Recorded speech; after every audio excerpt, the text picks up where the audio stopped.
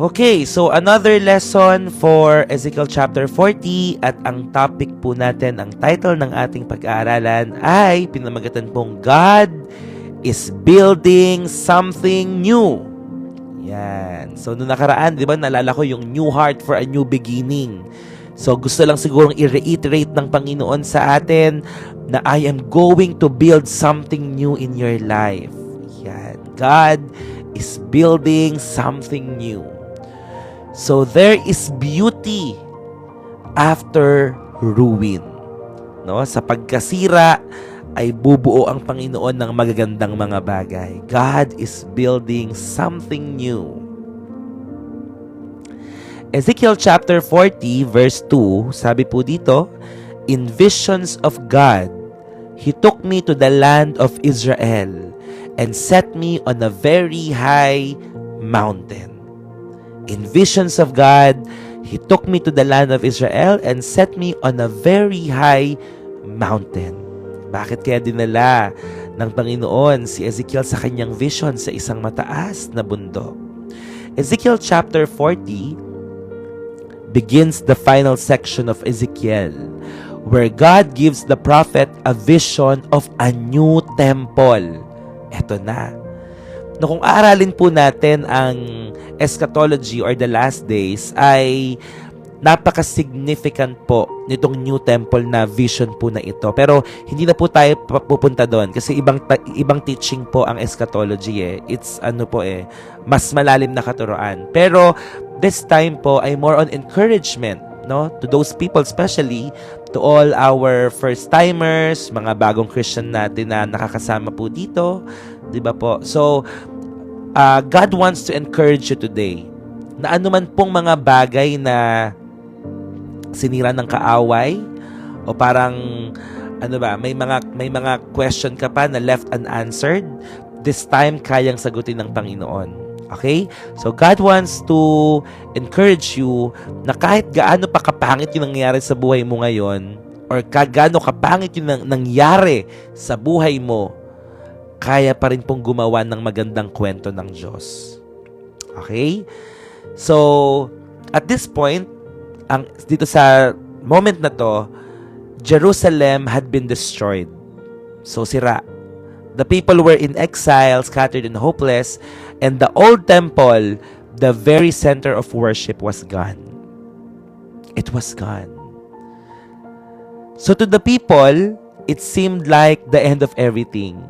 Naramdaman niyo na ba yun? Yung parang katapusan na ng buhay mo. Yung parang wala ka ng ibang pupuntahan. Parang nandun ka na sa ano bang tawag doon? Sa end point. Na parang, dead end. Nasa dead end ka na. And in this chapter, the Israelites, they have no home. They have no temple. And they feel like wala na silang future. Wala nang kinabukasang nag-iintay sa kanila. So kung ganun yung pakiramdam natin na we are so hopeless, parang ano bang mangyayari sa kinabukasan ko? Meron pa bang mangyayari sa akin? Lalo na kapag, kapag nandoon ka talaga sa point na sirang-sira ka. Parang wala kang matanaw na pag-asa, wala kang matanaw na liwanag. And ito rin yung nararamdaman ng mga Israelites during this time, during this chapter, no? Kasi po, walang-wala sila eh. But God gave Ezekiel this vision. Binigyan ng Lord si Ezekiel ng vision na siya ay nandoon sa very high mountain to remind His people that He was not done yet. Alright. So, hindi pa daw tapos ang Panginoon. Even after destruction, God had a plan to rebuild and restore. So, here's one powerful truth for tonight. Even when life feels broken, God can start building something new. Even when life feels broken, God can start building something new. Naniniwala po ba kayo dyan? Meron ba dito nagpapagawa ng bahay? Meron ba dito nagpapagawa ng bahay? Yan. Sa lahat ng mga nagpapagawa ng bahay, ayan, sana all, di ba? Hindi, sa lahat ng mga nagpapagawa ng bahay, habang nagpapagawa kayo, nag-expect ba kayo na malinis agad yung bahay nyo? Di ba during the time ng construction, magulo? During the time of construction, madumi. Di ba? You don't expect na nagre-renovate o may inaayos o nagpapagawa na okay agad, na maganda agad. Wala pong ganon. So there are broken things in your home na kailangan buuin, or kaya ka nagpapagawa ng bahay kasi may mga pieces, like for example mga hollow blocks, lahat ng mga materials, lahat ng mga supplies na kailangan pagsama-samahin para mabuo ang isang magandang bahay. Magulo, 'di ba? Magulo pa habang inaayos. Madumi, maingay, 'di ba? Irritable ka lalo kapag may mga nagpupukpok, may mga nagbabarena. Totoo 'yan. But after ng lahat ng dumi, ng gulo, ng ingay, at nagawa na yung bahay mo, yung dream house mo, anong pakiramdam? Anong pakiramdam? Napakasaya siguro, no? Sobrang saya mo. Na ito na. After all the hardships, napakasarap sa pakiramdam. So, ganun din sa buhay natin. Bago mo marating yan, yung sobrang saya moment mo, bago mo marating yung talagang, thank you Lord na answered prayer mo, minsan, kailangan mo rin pong dumaan sa pag-aayos, sa pagre-repair, sa maduming sitwasyon, sa maingay at magulo. Okay? But after that, masasabi mo, finally. Diba? Finally. And I pray po sa bawat isa sa atin, marating natin yung finally moment natin. Amen? Finally, Lord. Yung masasabi mo, Lord, sa wakas. Amen. I am praying for all of you. Hindi lang sa iilan, kundi sa lahat po sa atin. No? Sa lahat po sa atin. Pero alam niyo, yung pinaka-finally moment natin ay minsan, siguro sa iba, hindi nila matatagpuan dito sa mundo, pero nandoon sa buhay na walang hanggan. Amen. Hindi lahat po na nagsimula ng tama ay nagtapos ng tama eh. Yung pinakakalungkot. Diba? Nagsimula ka naman na on fire, nagsimula ka naman na maalab ka sa Diyos, pero along the way, hindi mo kinaya. Ano nangyari? Nawala. Naglaho. Pero kung buhay ka pa, meron pang pagkakataon. May pagkakataong manumbalik sa Panginoon. Amen?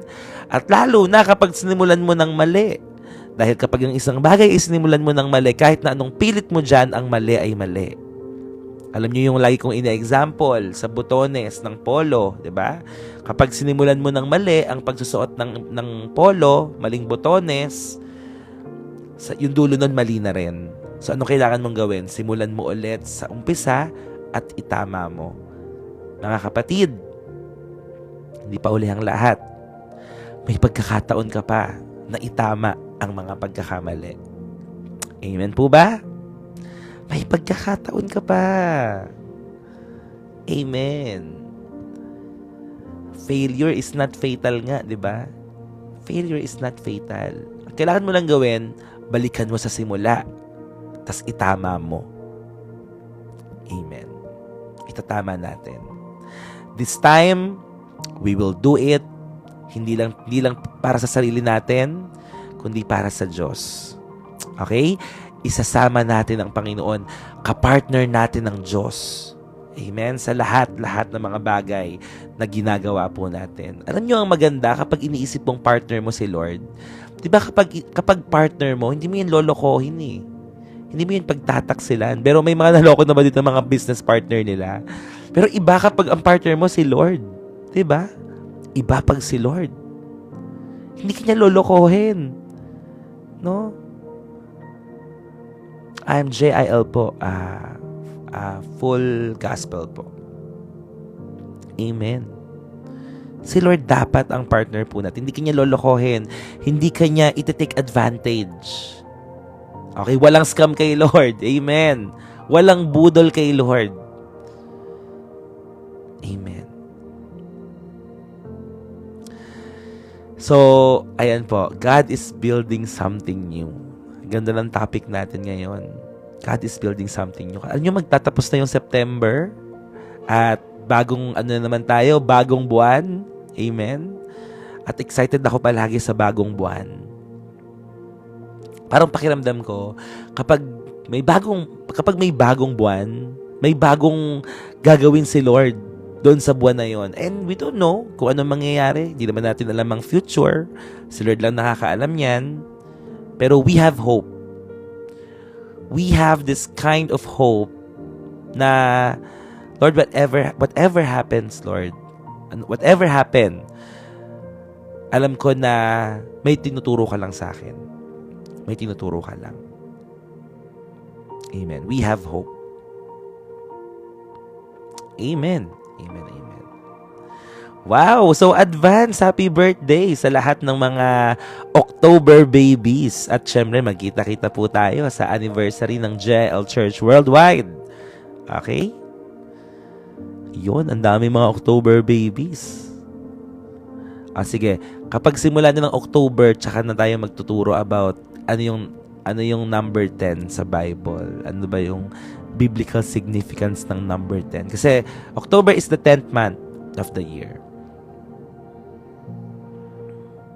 Amen. Ako po, excited ako sa lahat ng mga may resultang lalabas sa October. Naku, manalangin kayong maigi. Wow, 1 month na. And by the way, happy 2 months sa atin kahapon. Praise God. Happy 2 months. So, 2 buwan na tayo na ganito.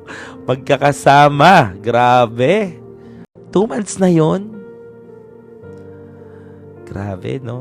Wow, talaga, Nelborn. That's so grabe. Tamo nga, ibig sabihin may nanalangin sa parents mo. May nanalangin sa'yo. Grabe. Galing ni Lord. I wanna be part of it. Amen. Lag ba ako? Lag ako sa inyo? Or hindi naman? Hindi naman. Lag ako? Wala. Kanina. Ngayon hindi na. Okay, praise God. Yun. Yan, praise God, praise God. Okay na po. Baka sa cellphone. In Jesus' name, I rebuke Satan. I rebuke you in Jesus' name. No, wala pong distraction. No disturbances. Maging internet connection, Panginoon, ay hawakan mo sa pangalan ni Jesus. In Jesus' name, amen. Walang makakahadlang sa devotion. Amen.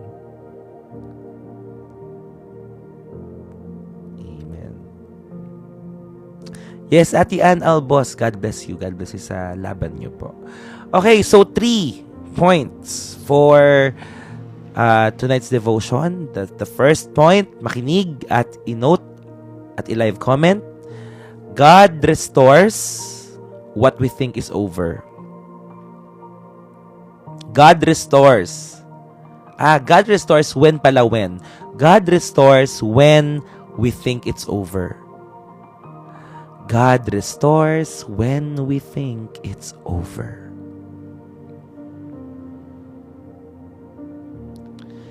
Yan. Isa sa mga masasakit na salita siguro na pwedeng matanggap ng isang tao ay kapag sinabihan siyang it's all over. May nagsabi na ba sa inyo yan? It's all over. We're over. Meron bang ganyan? Nasabihan na kayo ng we're over. Ang sakit nun. We're over.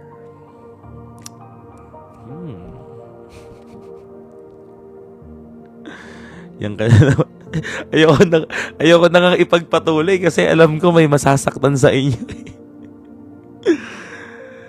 Yeah, friendship over, relationship over.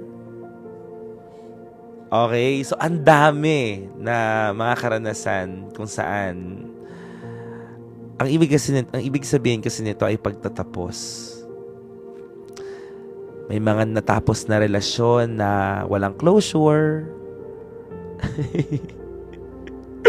Ayoko magpatama ha, pero well, yun yung lumalabas sa akin eh. So, nagpray naman tayo, 'di ba, ng mga right words. 'Di ba, may mga relationship na walang closure. Ang sakit noon. 'Di ba? Pero mas masakit na alam mo sa sarili mo na tapos na. Okay, tapos na. Pero isa sa mga masasakit siguro, hindi ka maka-move on agad-agad. Well, that's part. Siguro may ilan sa inyo na nagmo-move on pa from that hurt in the past.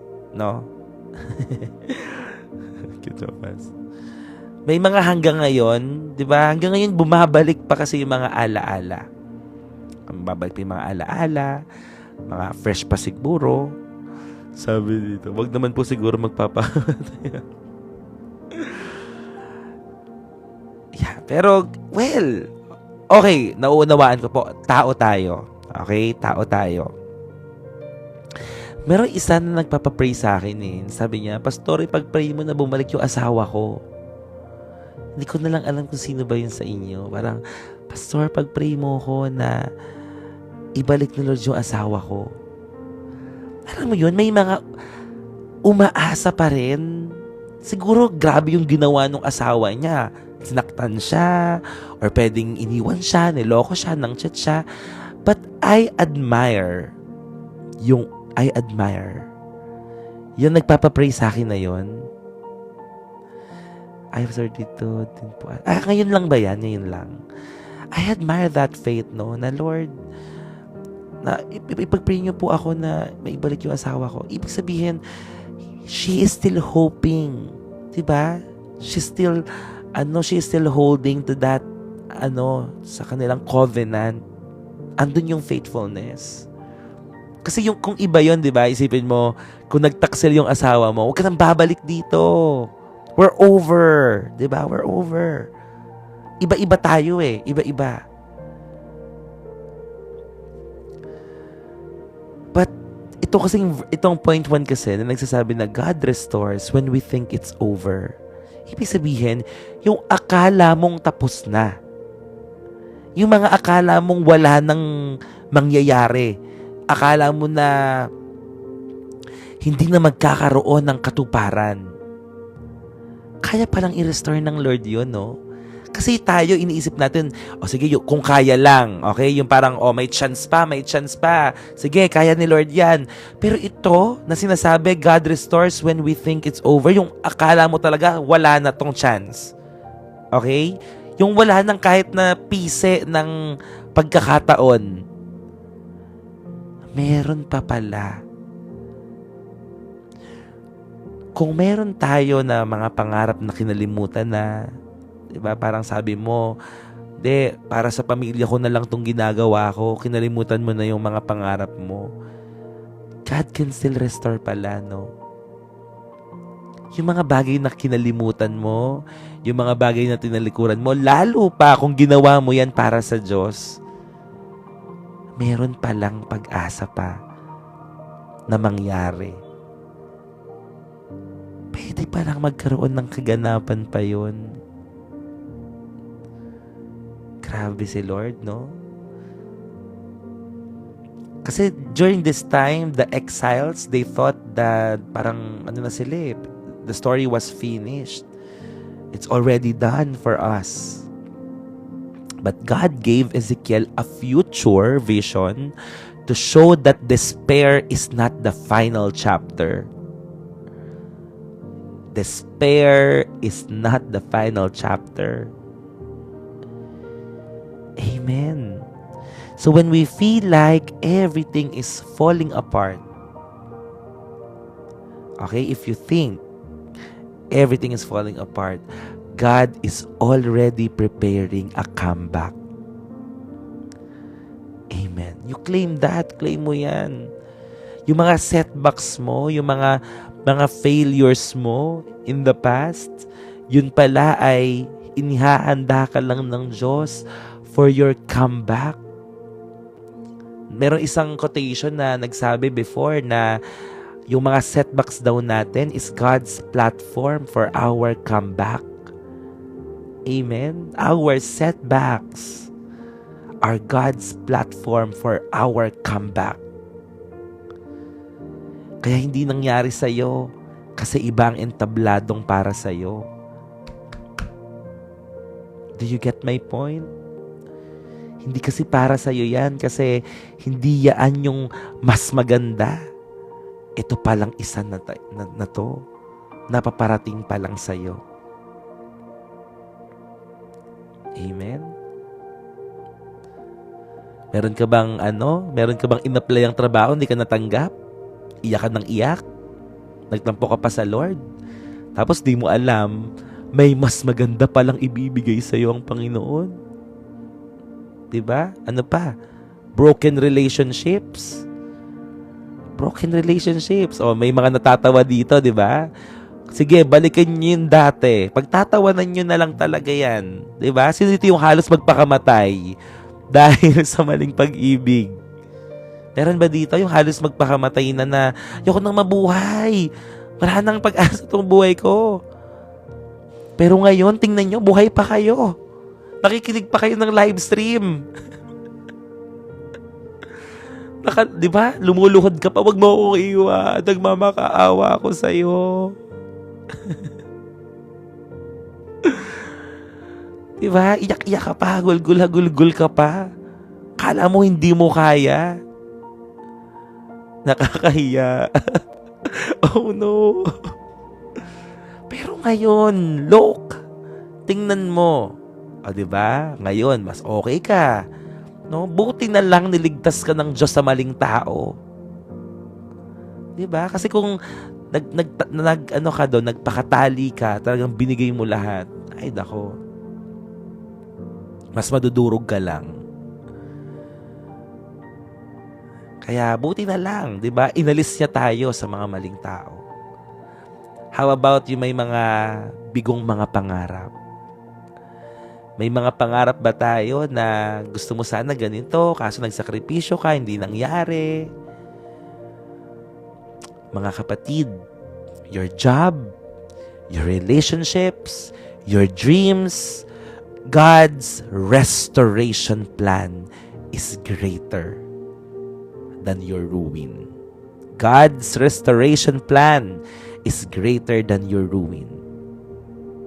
Okay? Mas dakila ang plano, ang restoration plan ni Lord. Amen. Sa Diyos, ang pagkabigo ay simula ng tagumpay. Amen. Sa Diyos, ang pagkabigo ay simula ng tagumpay. So, i-claim natin yan, no?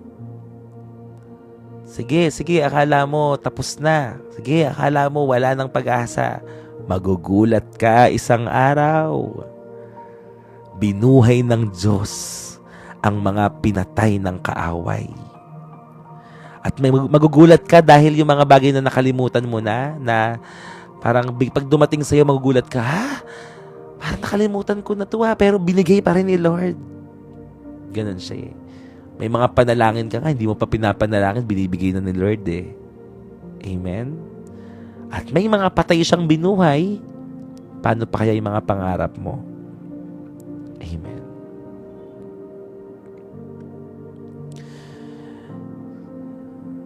Can you give advice to a pastor's wife who's struggling between finding a job or serving full-time? You're a pastor's wife? Hi, Klein.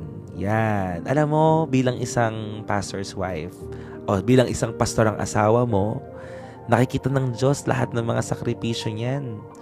At sa totoo lang, ako po naiintindihan ko at naunawaan ko, I'm in the same boat, na kapag ikaw ay naglingkod ng full-time sa Panginoon, you will really let go of all the things na meron ng mundong to. Kasama na doon ang pangarap mo. Pero hindi ibig sabihin ng pag-let go mo sa pangarap mo para gawin ang pangarap ng Diyos ay hindi na po mangyayari yon. Sapagkat ako po, ang paniniwala ko, kapag sinunod mo ang pangarap ng Diyos para sa buhay mo, lahat ng mga pangarap mo ay kaya ding ibigay sa iyo ng Panginoon. Walang sino mang nagsuko at nagbigay ng buhay sa Diyos ang nalugi, bagkus tayo ay nagkaroon pa ng sobra-sobra. Ngayon po, syempre, bilang sabihin na practical, okay? So, kung ano ang makakatulong sa asawa mo, kung ang makakatulong sa kanya ay ang pag-full time mo dahil medyo malaki ang ministeryo, gawin mo. Pero kung kailangan nyo ng financial aspect na kailangan may mga bills kayong binabayaran and you think na hindi enough yung mga savings nyo, pwede ka magtrabaho. Basta po, nagagawa mo pa rin ang iyong tungkulin bilang asawa at bilang isang nanay at bilang isang lingkod ng Diyos. Yun po. Siguro i-balance nyo lang po. So yun po yung maipapayo ko po sa inyo. Wala pong masama na magtrabaho. Pero mapag-uusapan nyo po iyan. At ang panalangin ko sa iyo, Klein, or kung naman, ay ipakita sa iyo ng Diyos ang tamang lugar, ang tamang platform kung saan kanya pagpapalain. Amen. Share ko lang po sa inyo, Klein, no? Mabilis lang. Nagsimula ako dito sa TikTok live stream 2 months ago and I never imagined na ito pala ako gagamitin ng Lord, as in kakaibang paggamit, no? So, all in, no? Ito na rin yung nagiging way ng Lord to bless me, to bless the ministry. Ito na rin yung ginagamit ng Lord to bless other people. Alam niyo, nagagawa mo na yung mission mo. Yeah, I am pastoring a church in JL Pulumbuhangin. I am pastoring online community church here in TikTok. Taga-Bible study ako. And at the same time, God is providing for all my needs. Parang sabi ko sa akin, ano bang hahanapin ko? Nagagawa ko yung purpose ng buhay ko, and at the same time, hindi ako pinapabayaan ng Diyos. So, ayun po. And I pray po sa iyo, client, at sa iyong asawa na ipakita po ng Lord ang tamang lugar, ang tamang posisyon. Because you are most blessed. You are most anointed when you are in the right place. Amen. Hanapin niyo lang po yung tamang lugar, yung tamang platform para po sa inyo. At gaano po ako, Santa Maria, Bulacan. God bless sa lahat na magtitake ng board exam. God bless you po. Amen. God is providing. Oo, step out sa comfort zone.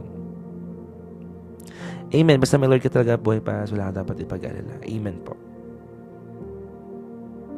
I'm thanking God for giving me the person who helped me when I was on my lowest, and here I am growing. Amen. Kohako. Amen.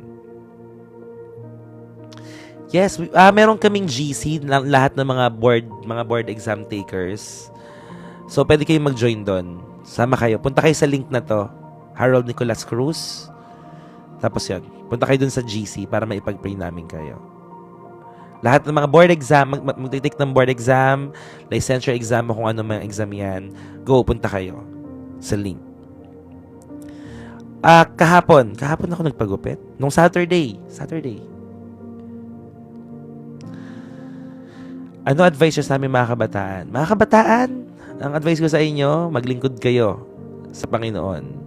In your prime years, no? In your prime years, sabi nga, di ba sabi, young people, huwag niyong kalimutan ng inyong Creator. Sabi sa Word of God. Sige, hanapin ko yun.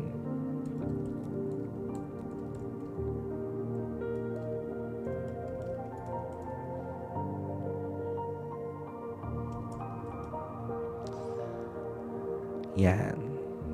Okay, wait lang. Thank you, Pastor Jen. Tigapand kami na 5 minutes kami sa Pampanga. Wow! God bless you po. God bless you.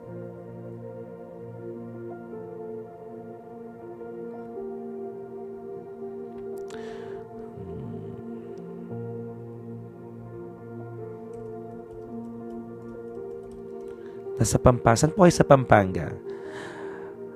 Okay, ito. Sa Ecclesiastes chapter 12 verse 1. Okay. Ecclesiastes chapter 12 verse 1. So, basahin ko Ito na lang. Ito yung advice ko para sa inyo mga kabataan. Amen. Napakabuti ni Lord. Sabi dito, remember your Creator in the days of your youth. Ecclesiastes 12:1. Before the days of trouble come, and the years approach when you will say, I find no pleasure in them. So, ibig sabihin nito, do not let the excitement of your youth cause you to forget God. No? Lagi natin siyang i-honor. In our, prime year, being young person, no? Mag-grow po tayo, magpakalago tayo, mag-mature tayo, maglingkod tayo, kilalanin natin si Lord. Huwag mong sayangin yung pagiging kabataan mo, wasting your time and energy to, alam niyo yun, mga nonsense na pinagagagawa. Yun. Okay, so yun lang. Advice ko sa mga kabataan. Gusto na magbago. Yeah, sama kayo sa amin lagi. Sama kayo lagi sa amin. Talaga ba? Sabi nila. So, habang tinanong Dwayne. Kasi wala naman ako ibang ma-advise sa inyo Sa lahat naman nag-struggle sa temptation, kailangan nyo lang gawin talaga ay tumakbo Flee from sin. As in, takbuhan natin papalayo yung mga kasalanan. Yun lang, kasi wala tayong iba. Alam nyo, habang nabubuhay tayo dito, may tukso, may temptation. As in. No, hindi mawawala po yan. Pero ang kailangan mong gawin, maging matalino ka kung alam mo na yan yung pakanan ng kaaway sa'yo. Di layuan mo na. Diba? Para hindi ka magkasala. Run. Tama yon, run. Pastor Nakasad po, may nagsasabi pa rin ng tao. Yes! Alam nyo, we are not here to impress people. No? Pero isang Bible verse dyan na nagsasabi ng ganyan Parang, yung approval ni Lord nang hingin natin, hindi yung approval ng tao. Parang yun, sabi ni Paul, sa Galatians 1:10, am I now trying to win the approval of human beings or of God? Or am I trying to please people? If I were still trying to please people, I would not be a servant of Christ. Amen? Wag mong pakinggan kung anong sinasabi ng mga tao kasi we are not people pleaser. Kung anong nakikita nila sa'yo, kung nakikita nila na parang walang nagbabago sa'yo, well, don't mind them. Ang Lord ang nakakita sa'yo. Ang Diyos ang nakakita ng tunay na laman ng iyong puso. Amen? So, wag tayong people pleaser. Tayo ay mga God pleaser. So, whatever it is na binabato ng mga tao sa atin, kanino ba tayo haharap pagdating ng panahon? Galatians 1:10. Galatians 1:10. Am I now trying to win the approval of human beings or of God? Sino ba ang gusto mong sino ba ang gusto mong malugod sa buhay mo? Are you trying to please people? Kasi if you will try to please people, hindi daw tayo tunay na lingkod ng Panginoon. Yes. Ang audience natin, si Lord lang. Siya lang ang gusto nating malugod. Amen. Huwag mo nang pansinin yun, yung mga nagsasabi sa'yo, makakadagdag lang ng stress mo yan. Alam mo naman sa sarili mo kung binabago ka na, di ba? Yung totoo, sino dito yung pakiramdam niya talaga na very evident na may nagbago sa kanya?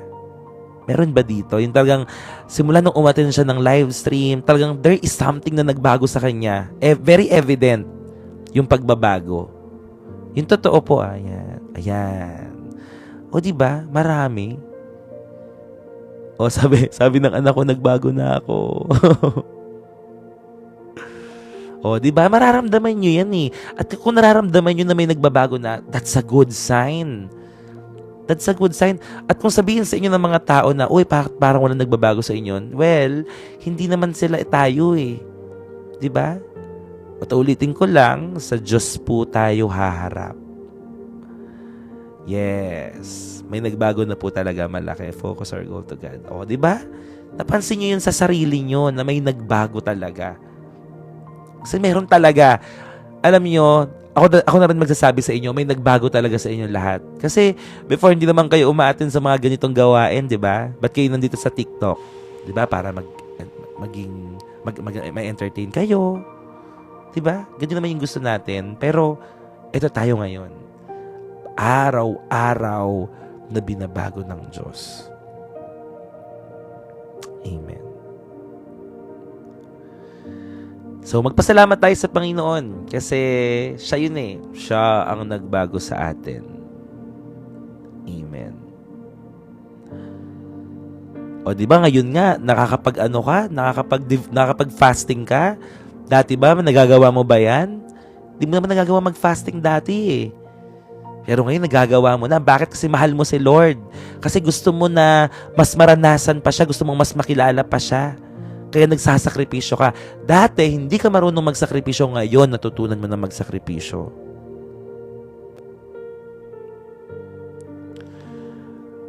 Pastor na po pala si Darren Espanto. Bakit? Darren Espanto ba? Amen. Hindi lang tayo nagpapagutom, ha? Hindi lang tayo nagpapagutom, hindi tayo nagda-diet. Nagsasakripisyo po tayo. Sapagkat gusto nating makilala pa ang Panginoon ng labis sa ating buhay. Sabi ng asawa ko, pas nagbago na raw ako. First time ko nag-devotion, nag-start ako Ezekiel 4. Wow! Amen. Grabe naman. So nakikita rin ng ibang mga tao yun. Amen, Mary Jean. Praise God. Okay lang po, sa mga hindi kaya mag-fasting, pwede po kayo mag-social media fast. Pwede po kayong sumama. Talagang social media fast nga lang, wala talagang mga social media. Bratty Rose, I pray na sa pakikinig mo ng salita ng Diyos ngayon ay magbago ang iyong puso at pananaw sa mga nangyayari sa buhay mo.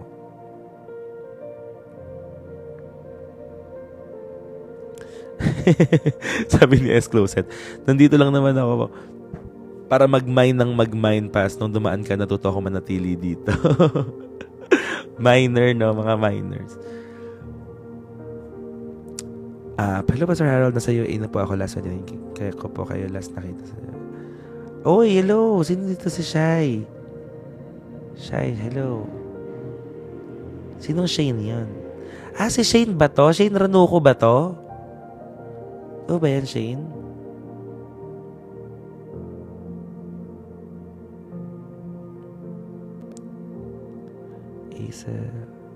Opo, kapag hindi nyo kayang mag-fast ng pagkain, pwede kayo mag-social media fast. So, for 21 days, no social media. Ang dapat lang meron kayo, of course, Messenger.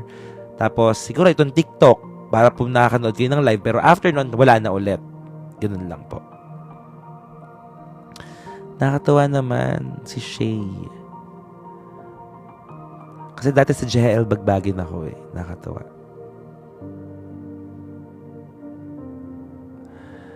Yan. Opo, 21 days straight. Talagang sakripisyo talaga siya. Magsasakripisyo ka talaga.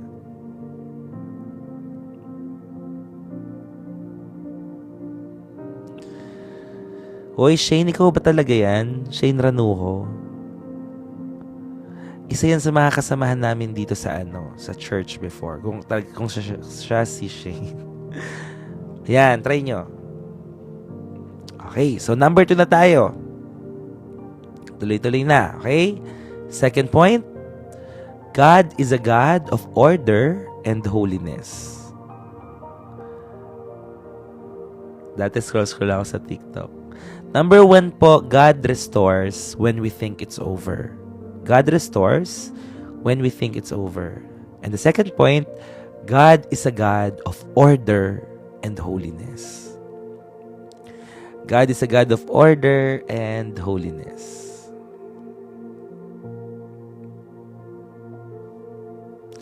Sabi po sa Ezekiel chapter 40, verse 3, the man was holding a measuring rod. Measuring rod, ibig sabihin, may measurement, no? So, pinapakita dito ang orderliness. So, in the vision, Ezekiel saw an angel carefully measuring every detail of the temple. Carefully measuring every detail of the temple. So this shows that God is intentional. He has a precise plan and design for His people. So the temple here represents God's presence and holiness.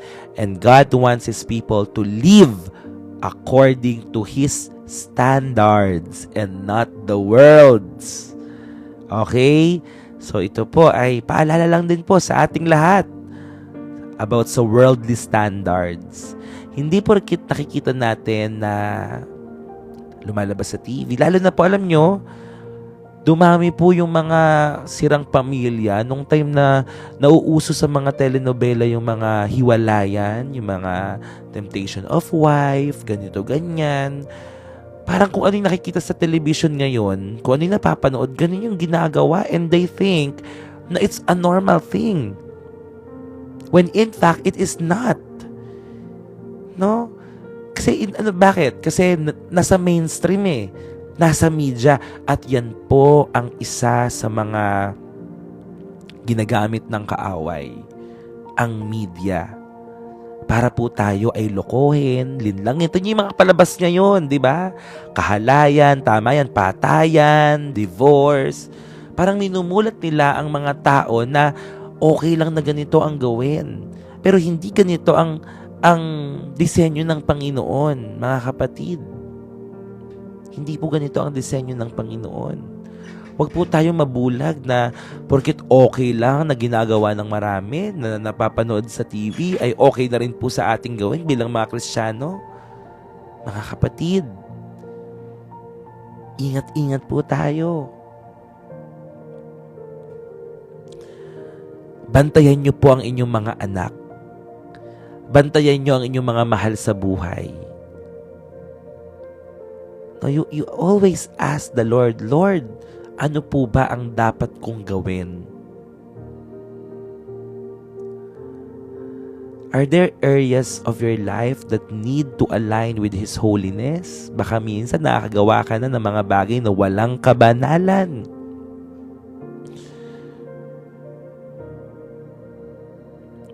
Nakikita po tayo ng Diyos.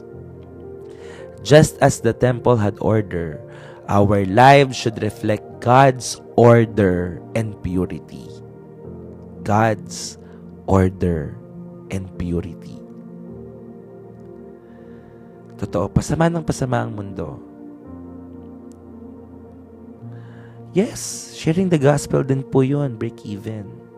Use the social media platforms. Kaya nga po ako nandito sa TikTok kasi hindi ako nandito para sumayaw, para kumanta lang, or alam niyo yun, to do contents. Hindi po. Nandito tayo para magbahagi ng salita ng Diyos. In whatever platform, no? Hanapin niyo po yung pagkakataon na makapag-share ng Word of God. Amen. Do not be conformed to the patterns of this world. Amen. Amen po dyan. So yeah, kaya kayo po, mag-share kayo ng mga makabuluhan, ng mga sinishare, hindi yung kung ano-ano, di ba? I-share niyo yung mga makabuluhan, yung mga salita ng Diyos, mga Bible verses. Huwag puro parinig sa notes, sa My Day, sa mga shared posts. Maganda yung mga palabas dati, di ba? Ano may mga palabas dati? Mga simpleng-simple lang. Ngayon kasi, yun nga Kaya nakakawalang gana po manood ng television ngayon. Dahil hindi na po yan para sa mga bata, no? Yabatibot. Yes.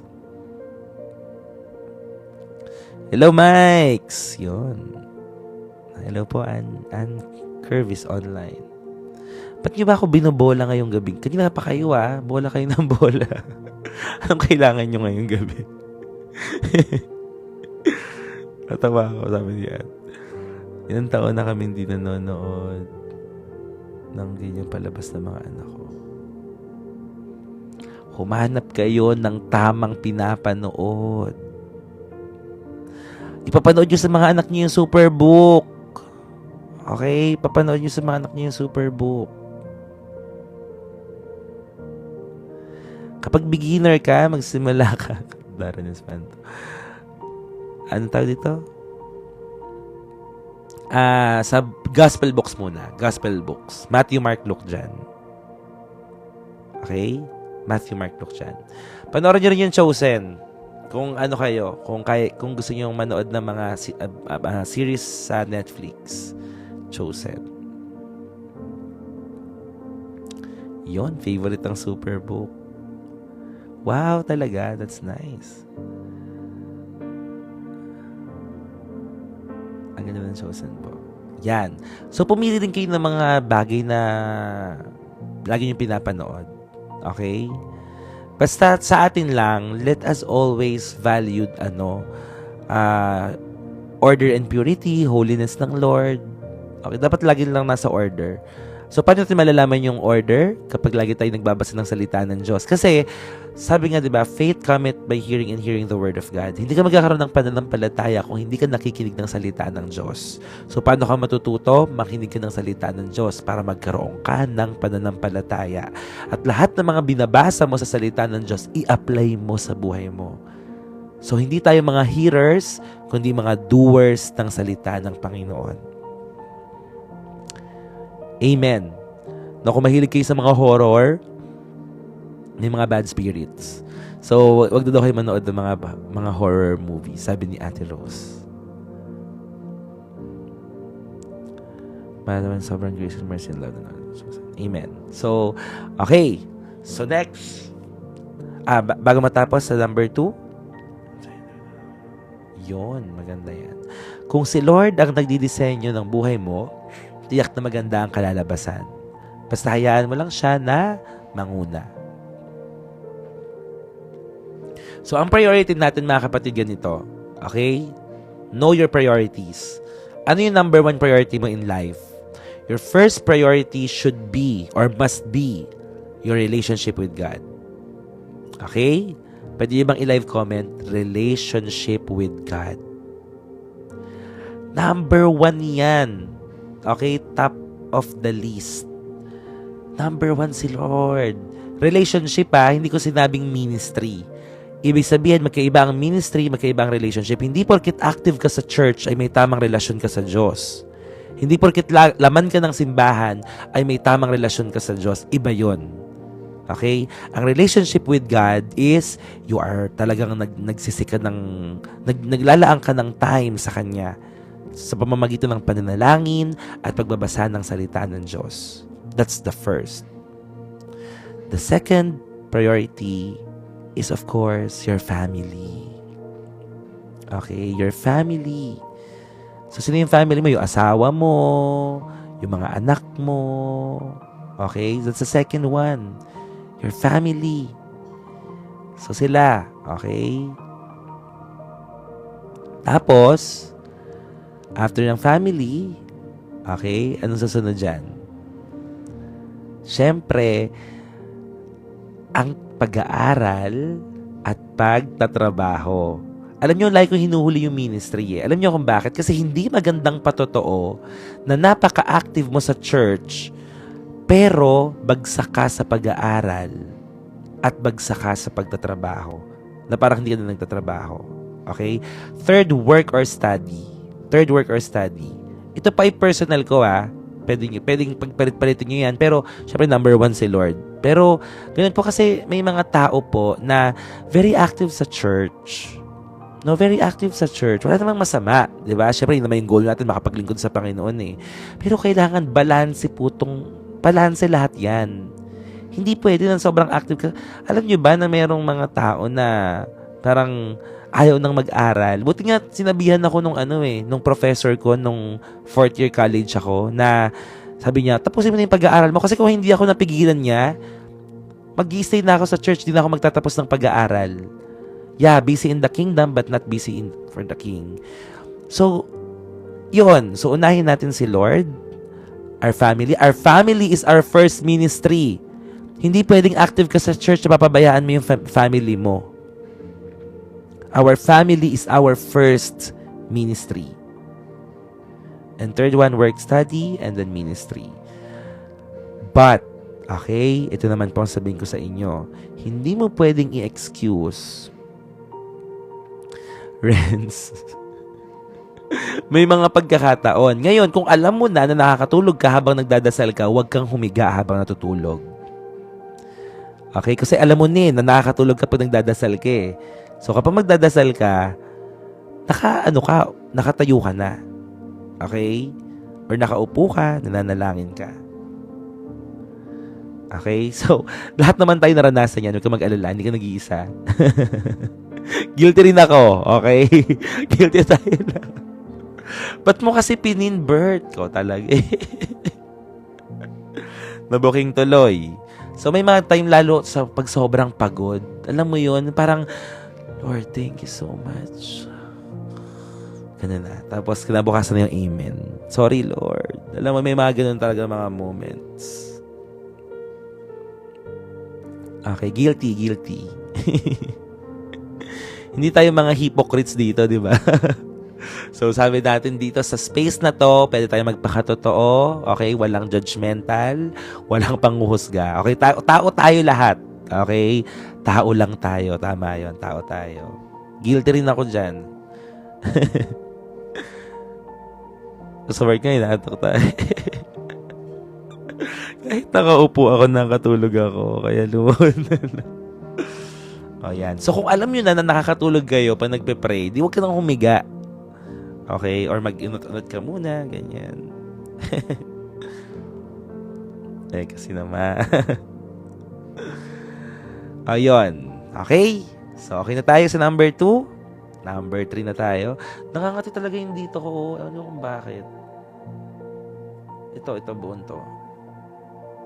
Ayoko pang kamutin. Okay, so third. BL. Wala akong BL. Sige, mamaya. Titingin-tingin pa ako sa labas. Baka feeling ko nagdadry nga. Feeling ko lang. Kasi parang ang ng mukha ko, parang antigas. Ba nagdadry? Hindi ako allergic sa tuyo ah. Matagal lang ako makain ng tuyo. Isa yan sa mga favorite ko. Ayan, tuyo. Mabubuhay ako ng tuyo at itlog lang ang kinakain. Ako magmo-moisturizer, tama. Moisturizer. Yan. Okay na po. Number 3 na tayo. Okay? Number 3. Number 3. God's presence is the greatest restoration. God's presence is the greatest restoration. Yeah.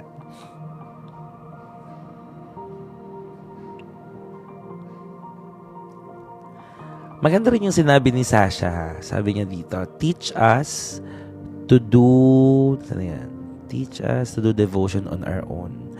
Kasi sa totoo lang, itong ginagawa natin ito is some sort of encouragement. But you know what? Yes, tama yung sinabi ni Sasha na nawa po ay dumating sa araw na kayo na mismo ang nagde-devotion ng sarili nyo. Kasi po, ang one of our devotion po is really to connect with God, no? In our personal quiet time. Yes. So itong ginagawa natin ito ay para naman sa lahat ng mga tao na sobrang nabibisi. Alam niyo yon, yung mga tao na wala na talagang mapaglagyan ang araw at gabi. Alam niyo yung mga ganon. So, ito ay tulong din. Tulong sa lahat ng mga tao na may ganun na sobrang busy, na wala nang time magbasa ng Bible. Sa simula, pwede niyong sundan to. Pero darating ang araw na kayo po mismo ang mag-aaral ng salita ng Diyos. Kayo po mismo on your own. Kahit nasaan ka, magbubuklat ka ng Bible, magbabasa ka. Okay? So, yun yung end point natin. So, ito ay panimula lamang. So, thank you, Shasha. So, for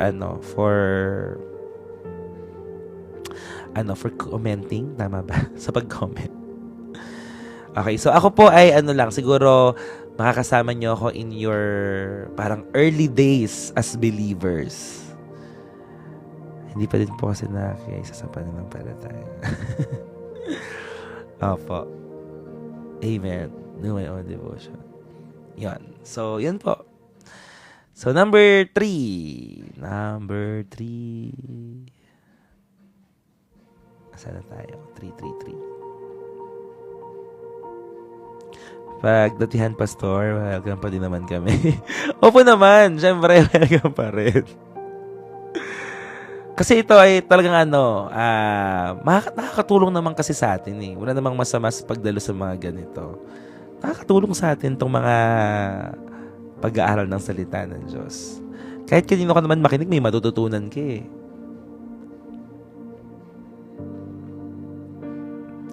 Okay, God's presence is the greatest restoration. Gusto mo bang magpahinga o di sa presensya ng Panginoon? Kasi hindi lahat ng mga tinutulog mo talaga. Kunwari ikaw natulog ka, 'di ba? Hindi ka naman lubos na nakakapagpahinga talaga eh. Siguro yung physical na katawan mo, pero yung pag-iisip mo, dami pa ring iniisip. So, ang tunay pong pahinga ay sa panatili sa presensya ng Diyos. Yun, dito may pahinga. Amen. Pastor, let's sound one time about the format. Sige. Gusto ko yan. So, tuturuan ko kayo, siguro mamaya, bago tayo magtapos. Amen. Kay Lord ang pahinga. So, it was about God's presence returning to His people. Without God's presence, the temple is just a building. Kahit sa church, ang church po ay isang building lang kung wala ang presensya ng Panginoon doon. So, true restoration happens when God dwells in our hearts. Hindi po tayo parang mga robot. Alam niyo, hindi tayo robot na kinokontrol. So, tayo po ay merong free will na tinatawag. At will po natin kung pupunta tayo sa secret place natin. Ano yung secret place natin? Yung quiet time natin sa Panginoon. Yan. Praise God po, Miss Christine. Amen. Sabi po dito sa 1 Corinthians 3:16. 1 Corinthians 3:16. Do you not know that you are God's temple and that God's Spirit dwells in you? Okay? Do you not know that you are God's temple and that God's Spirit dwells in you? Nasa atin daw po ang Espiritu ng Diyos. Hindi lang templo ang nais itayo ng Diyos, kundi puso na kanyang pinaghaharian. Ulitin ko po yan, hindi lang templo ang nais itayo ng Diyos, kundi puso mo. Diba? Kundi puso mo na kanyang pinaghaharian.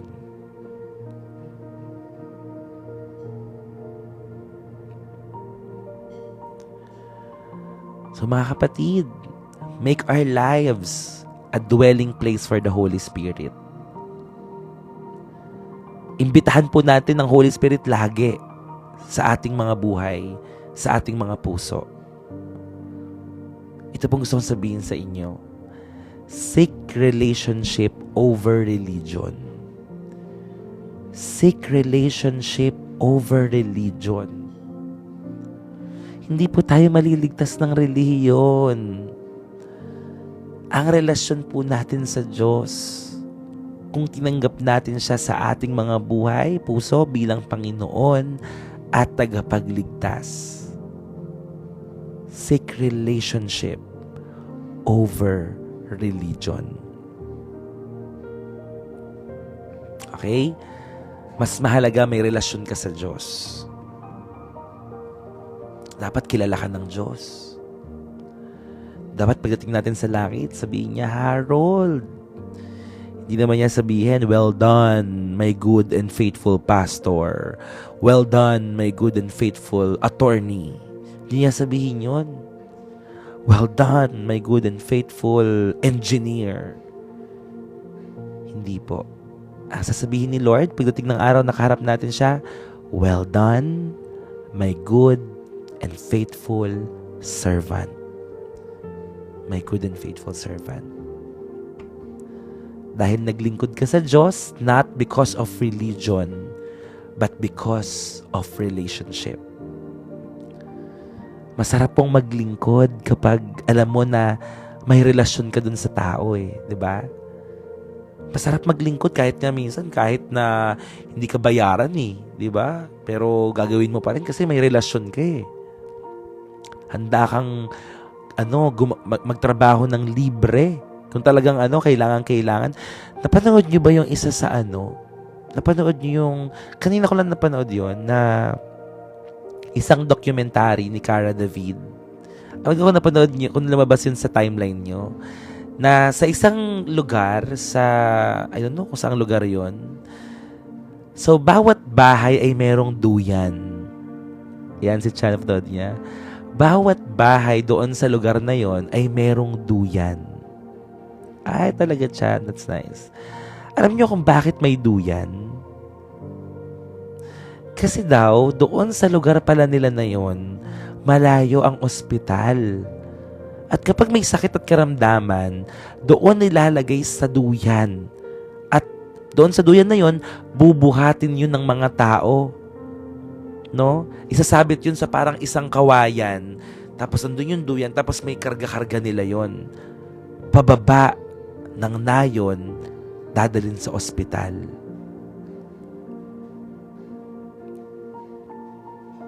Nakita niyo yun? Kasi may relationship sila sa isa't isa.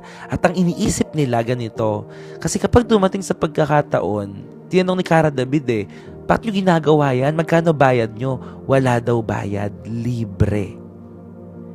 Kasi ang isipan nila, kapag sila ay nagkasakit, yung kapitbahay naman nila ang gagawa ng pagbubuhat na yun. You watch that. Yes, you watch that. Panoorin nyo. Ang galing. Hindi nila magagawa yan kung walang relasyon. May bayanihan. Kasi tayo ngayon, di ba? Bawat kibot, bayad. Bawat ganito, bayad. Di ba? Doon, libre. Parang ang sarap ng ganun. Talagang tunay ang pagmamalasakitan. Tunay ang pagmamahalan. Very genuine.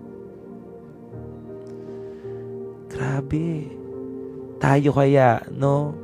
Uy, gawan mo naman ako ng ganito. Magkano? Magkano bibigay mo sa akin? Diba, mga kapatid? Pero ngayon okay na yung saan may sakit. Amen. Oo, diba? Ang sarap siguro sa ganon. Simpleng buhay lang. Tunay yung pagmamahal. Kahit sa pamilya may bayad. Kaya mag-mission tayo. Napakinggan niyo ba yung teaching ko nung Sunday? Yun, bayanihan. Akyat tayo ng bundok tapos mag-bless tayo ng mga katutubo.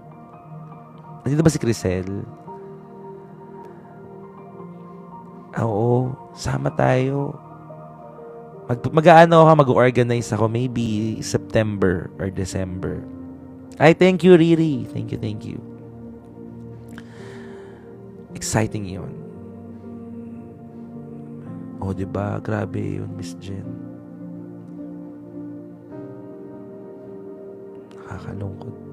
Nakakalungkot yun. Pero, ang ganda nung documentary ni Cara David na yun. Sige pa, basta mag-announce tayo sa group chat kung kailan yun. Maybe September or December. Okay?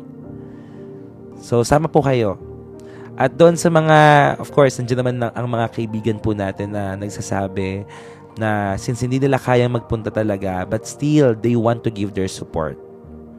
At malaking tulong po iyon para magkaroon ng katuparan yung ganong klaseng mga community outreach po natin.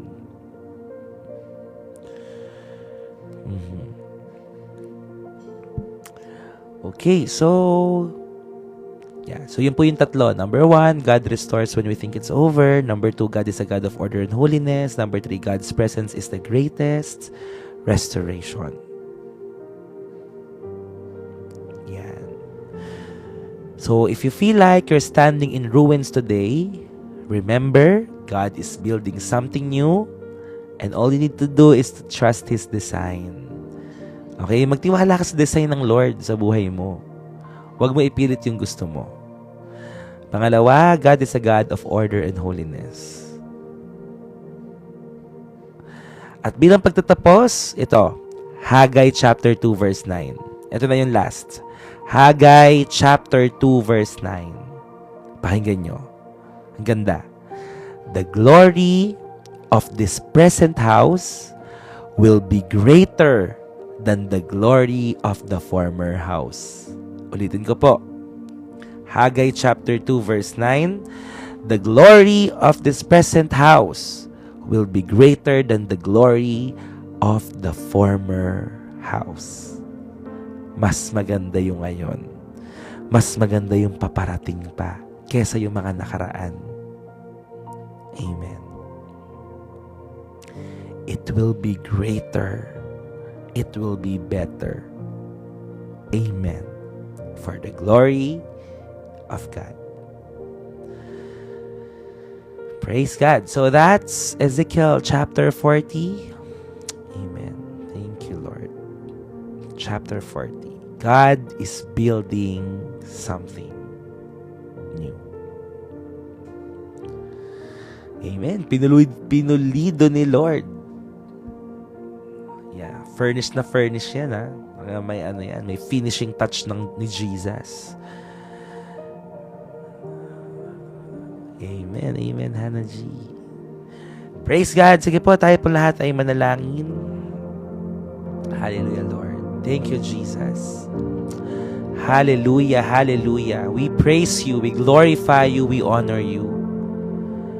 We magnify and we adore your most holy name, Jesus.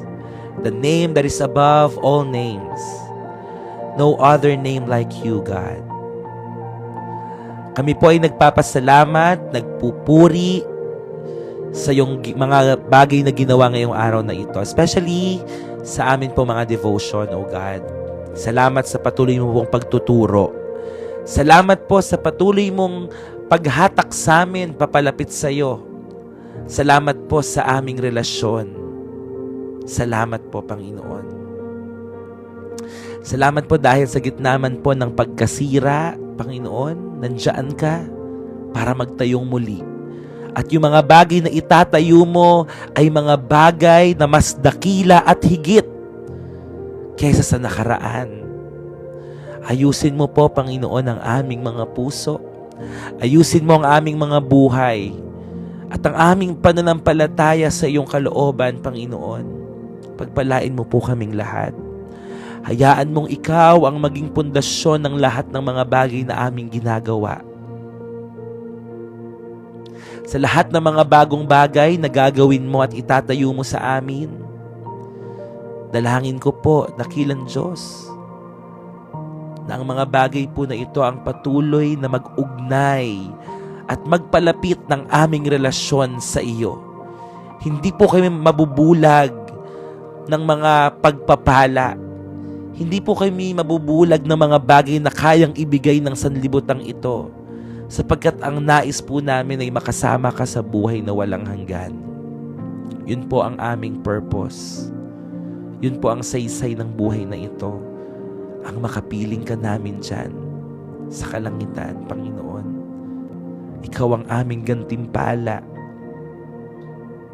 Kaya habang nabubuhay kami dito at naghihintay sa muli mong pagbabalik, magmamahal, magtitiwala at maglilingkod kami sa iyo, Panginoon. Pagpalain mo lahat ng mga kasama kong na sumubaybay sa live stream ngayong gabing ito.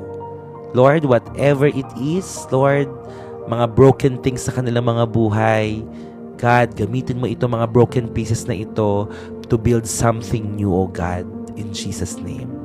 Heal all those people who are sick. Lahat na may mga problema, ibigyan mo ng kagaanan. Lahat na may mga pagsubok, kanila itong malalagpasan sa tulong at biyaya mo, Panginoon, in Jesus' name. Lahat na nangangailangan ng himala ay ipagkaloob mo po sa amin ang naaayon sa iyong kalooban. Lord, we want to have a deeper and closer relationship with you. Thank you, thank you, thank you, Father. Thank you, Jesus, and thank you, Holy Spirit. Amen. Maraming salamat po, Panginoon. Bigyan mo po kami ng masarap na pagtulog ngayong gabing ito. I pray, Lord, na sa lahat ng mga panalangin ng aking mga kapatid, let it be a yes and amen in Jesus' name. Hallelujah. Thank you, Lord. Payapain mo ang mga kaisipan, kung may mga anxiety, depression, O God.